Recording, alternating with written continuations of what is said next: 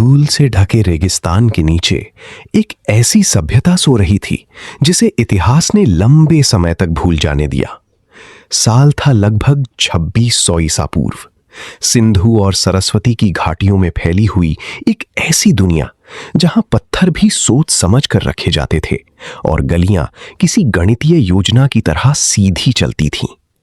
लेकिन आज उसी धरती पर सिर्फ रेत है और एक खामोशी जो अपने अंदर हजारों सवाल दबाए बैठी है। और फिर अचानक एक दृश्य उभरता है। मिट्टी के नीचे से निकलती हुई ईंटें एक के बाद एक, जैसे कोई खोया हुआ शहर फिर से सांस लेने की कोशिश कर रहा हो। मोहनजोदड़ो, हड़प्पा, नाम तो आज किताबों में मिलते हैं, लेकिन कभी ये सिर्फ नाम नहीं थे। ये थी एक जीवित, सांस लेती हुई सभ्यता के दिल। यहां घर एक लाइन में बने थे, नालियां ढकी हुई थीं और पानी का इंतजाम इतना सटीक था कि आज की कई आधुनिक बस्तियां भी उसके सामने फीकी लगें। लेकिन जो बात सबसे ज्यादा हैरान करती है वो ये नहीं कि ये सभ्यता कितनी विकसित थी, बल्कि ये कि ये अचानक कहां गायब हो गई। समय आगे बढ़ता है और जैसे जैसे सदियां गुजरती हैं वो महान नगर धीरे धीरे रेत के नीचे दबते चले जाते हैं। कभी बाजारों में गूंजती आवाजें अब सिर्फ हवा में गुम होती फुसफुसाहट बन जाती हैं।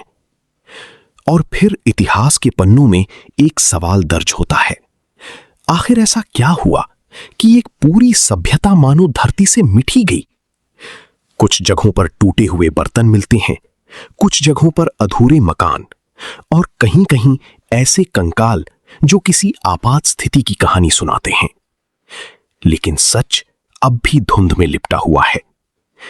कुछ संकेत मौसम की तरफ इशारा करते हैं, मानो नदियां अपना रास्ता बदल गई हों। जहां जीवन बहता था वहां अब सूखा फैल गया। कुछ संकेत आग की ओर इशारा करते हैं, जैसे किसी विशाल विनाश ने सब कुछ एक साथ निगल लिया हो। और कुछ अवशेष किसी रहस्यमयी संक्रमण या महामारी की ओर भी इशारा करते हैं। लेकिन कोई एक जवाब नहीं मिलता, सिर्फ अनुमान, और अनुमान के ऊपर खड़ी हुई एक गहरी चुप्पी।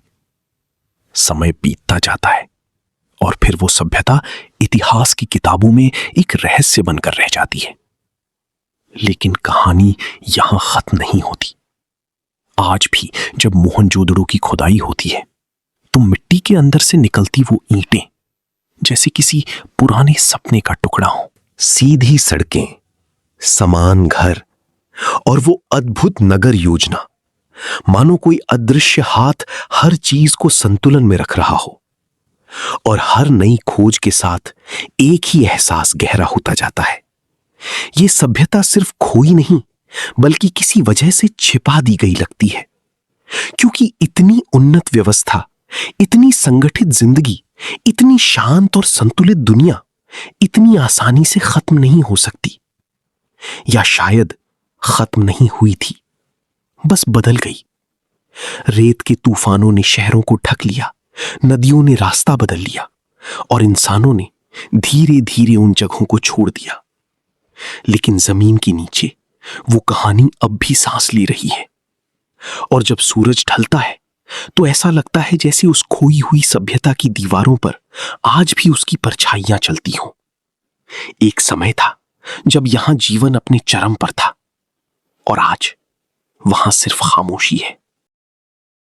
लेकिन इतिहास की सबसे बड़ी सच्चाई यही है, जो चीज मिटती हुई लगती है वो अक्सर पूरी तरह खत्म नहीं होती, वो बस समय की परतों के नीचे दब जाती है।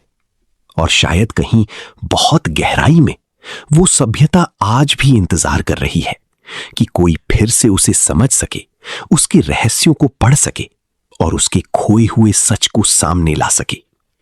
धूल के उस आखिरी कण के साथ कहानी वहीं नहीं रुकती, बल्कि एक नए सवाल के साथ फिर से शुरू होती है कि अगर एक इतनी महान सभ्यता अचानक गायब हो सकती है तो क्या इतिहास में और भी सच छिपे हुए हैं जो अभी सामने आना बाकी हैं।